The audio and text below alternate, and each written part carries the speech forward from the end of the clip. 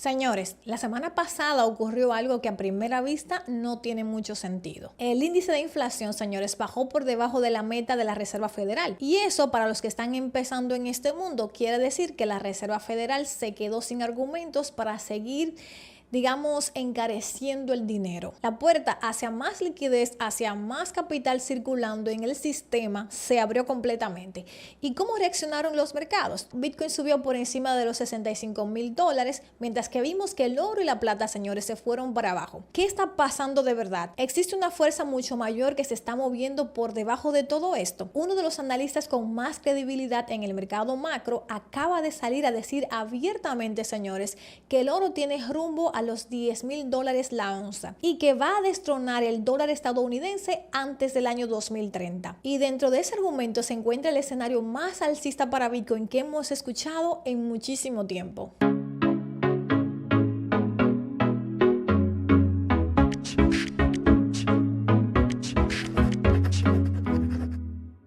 Soy Erika Espinal, mentora estratégica en inversiones descentralizadas, CEO de Invest Capital y autora del libro Bitcoin, la ruta del dinero, donde puedes profundizar más en esta nueva revolución financiera. Te dejo el enlace en la descripción de este video. Y ahora sí, vamos con todo lo que te traigo el día de hoy.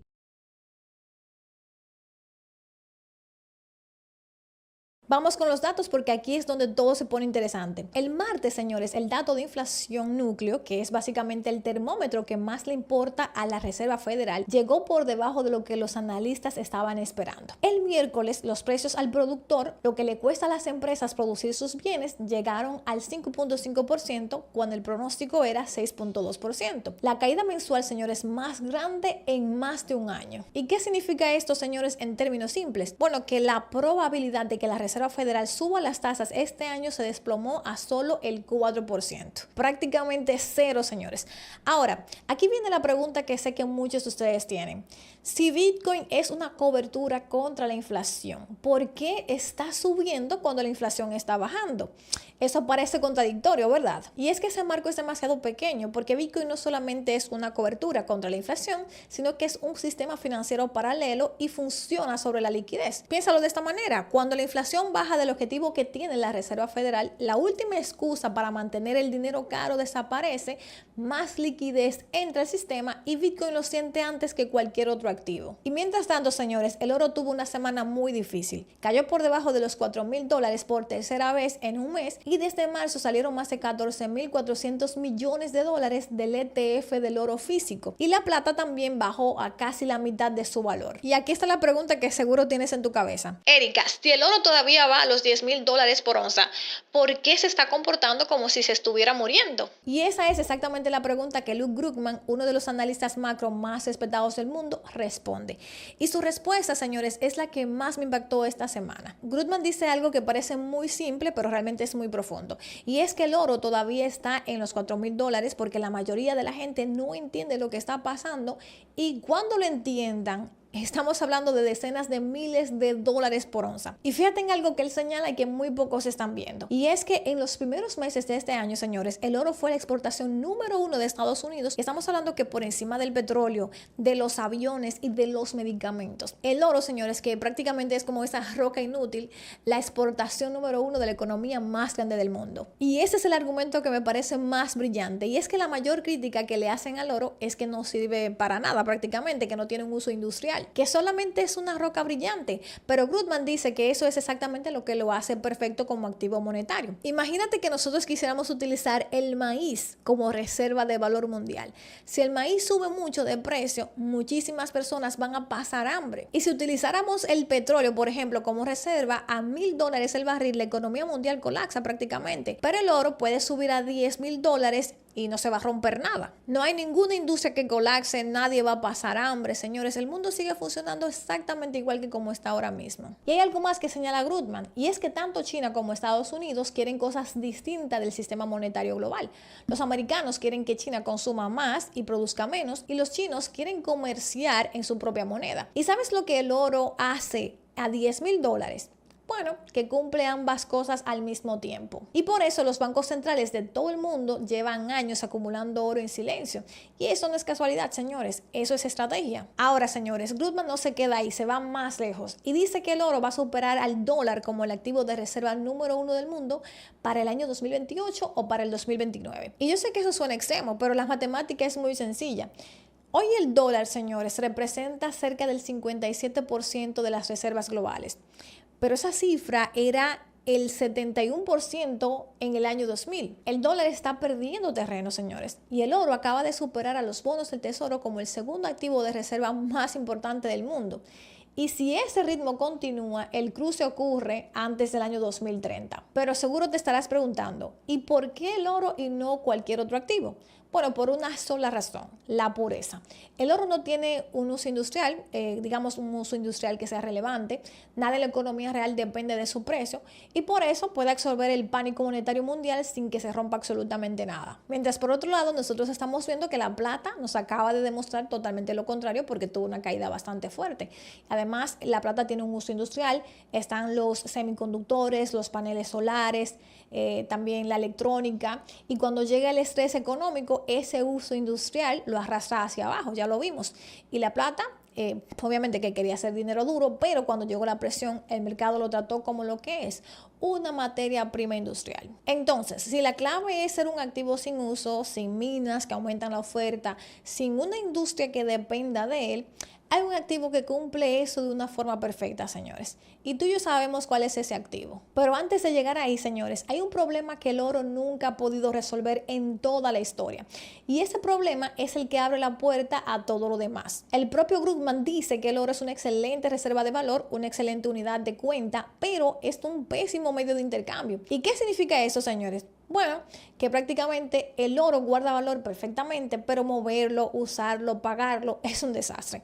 Y hay dos opciones cuando tú quieres utilizar el oro como dinero. La primera es que tú lo metas en una bóveda y emitas papeles que representen ese oro. Pero en el momento que haces esto, ya tú no tienes oro como dinero, tienes una promesa, tienes un papel y eso es exactamente lo que mató al patrón oro en el siglo XX. Todo se volvió promisorio y las promesas ustedes ya saben que se rompen. Y la segunda opción es que tú muevas el oro físicamente y tú sabes cómo se ve esa opción en la práctica. Rusia le compró drones a Irán y le pagó, volando 3 toneladas de oro en avión. 3 toneladas de metal en un avión para pagar una transacción. Eso es el oro como medio de pago en este siglo XXI. Y Grutman dice algo muy importante y es que esto va a ocurrir más entre países que ya no confían entre sí.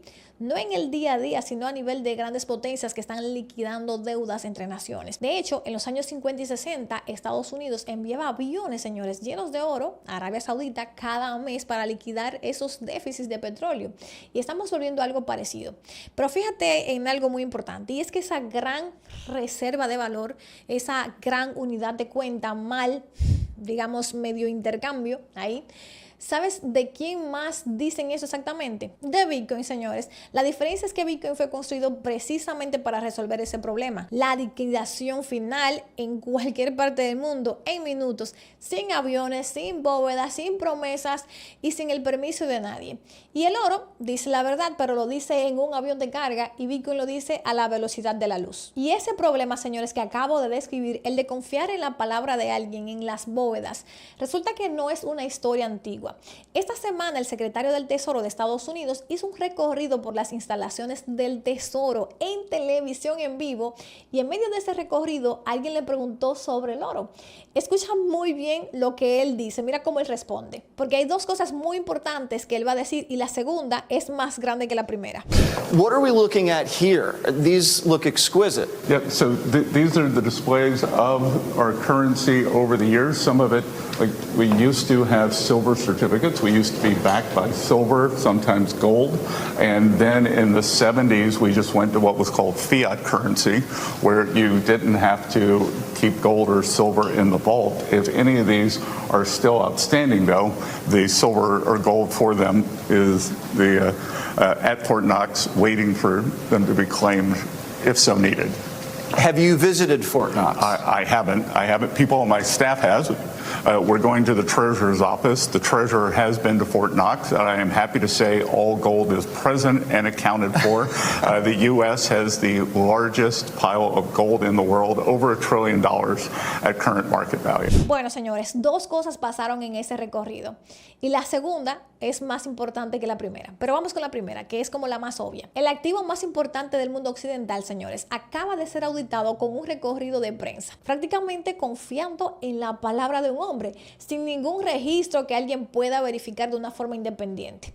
Y yo te puedo decir algo, si esto fuera con Bitcoin, cualquier persona del mundo podría verificar cada unidad prácticamente en segundos, sin recorridos, sin declaraciones, sin confiar en la palabra de nadie. Pero la segunda cosa es de lo que casi nadie está hablando, y es que Besen dijo que el oro en Fort Knox vale más de $1 trillón al precio de mercado actual. Pero ustedes saben que en los libros contables del gobierno todavía se registra ese oro a $42 la onza, un número congelado desde el año 1971.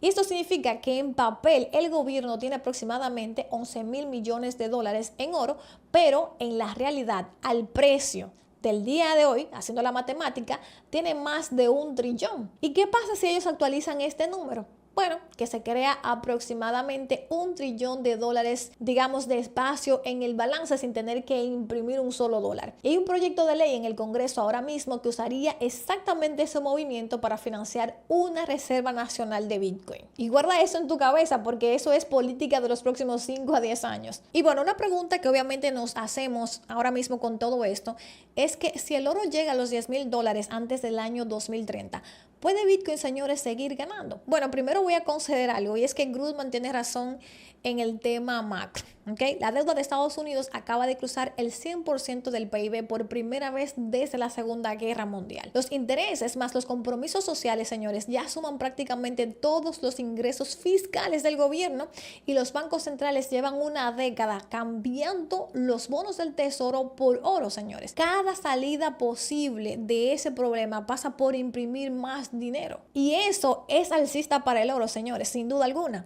Pero el oro versus Bitcoin es el marco equivocado. Si el oro llega, por ejemplo, a los $10,000, esa sería la señal más ruidosa en la historia monetaria moderna. Significaría que el mundo volvió a medir el dinero fiduciario contra el dinero duro, y una vez que esa medición comienza, señores, el capital no se detiene en el activo que necesita bóvedas, aviones y recorridos de prensa, sigue moviéndose hacia el activo que hace el mismo trabajo, sin ningún, digamos, equipaje, sin minas, sin aviones y sin la palabra de nadie. Prácticamente con verificaciones con un clic, liquidaciones en minuto y una custodia que cabe prácticamente en tu cabeza. Y ya hay pruebas, señores, de que esto está pasando.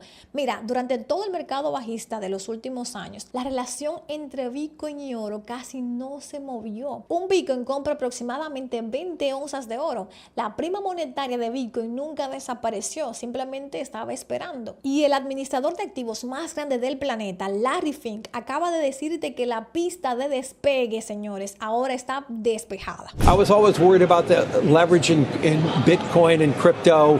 There was too much leveraged players in it. That's why we had the washout, and I think there's more stability at these levels here. But no, we don't see that much implicit leverage. For the scale of the capital markets today, the leverage is not as large. I mean, that doesn't mean there's not pockets. But no, as I said in my prepared remarks this morning, I'm very bullish on the markets over the next 12 months. Y hay algo más, señores, que yo no quiero dejar pasar. No sé si recuerdan que Larry Fink, el hombre que alguna vez llamó a Bitcoin un instrumento de lavado de dinero, nosotros lo vimos, ¿verdad? Ahora dirige el fondo de Bitcoin más grande del mundo. Y la semana pasada dijo que lo peor ya pasó y que Bitcoin está en un terreno muchísimo más estable. Pero fíjate en lo que Larry Fink te está ofreciendo realmente. Bitcoin, señores, dentro de un fondo, dentro de un papel que tiene un ticker, en la custodia de alguien más. No sé si esto te suena familiar, porque eso es exactamente lo mismo que está pasando con el oro el día de hoy. El error que todos cometimos.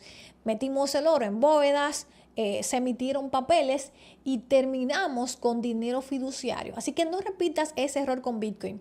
El punto completo de este activo es que tú tienes realmente el activo real en tus manos sin que nadie tenga que llevarte por un pasillo para demostrarte que está ahí. Y obviamente, si quieres guardarlo con seguridad, ya sabes que puedes hacerlo en tu cartera Ledger. Te voy a dejar aquí un enlace en la descripción para que tengas descuentos especiales. Y mira, esto no es nuevo. La humanidad ha cometido ese mismo error cada vez que ha cambiado de sistema monetario. Vamos a ver la pintura grande, como digo yo, hacer el zoom out, porque hay un patrón en la historia que muy pocas personas conocen. Cada vez que el mundo, señores, ha cambiado de sistema monetario, el oro fue el puente. Lo vimos del Imperio Romano al florín, de la libra esterlina al dólar, del Bretton Woods al petrodólar. Siempre, señores, que una promesa monetaria se estaba muriendo y la nueva todavía no era de confianza. El oro fue lo que transportó la confianza de un lado para otro. Y está haciendo este trabajo de nuevo ahora mismo. Pero fíjate en algo que nunca había pasado antes. Cada vez que cruzamos ese puente en la historia, lo que esperaba del otro lado era otra promesa, otro papel, otro pagaré con una bandera encima. Esta es la primera vez en 5.000 años, señores, que lo que espera al otro lado del puente es más duro que el puente mismo. ¿Y qué tan avanzados estamos en ese cruce? Bueno, recuerda lo que vimos ahora recientemente acerca de Bessent, el secretario del Tesoro de Estados Unidos, que valoró el Fort Knox al precio del mercado en televisión en vivo, mientras los libros del gobierno todavía dicen que está a 42 la onza. El cruce, señores, ya comenzó, solo que todavía no lo están llamando así.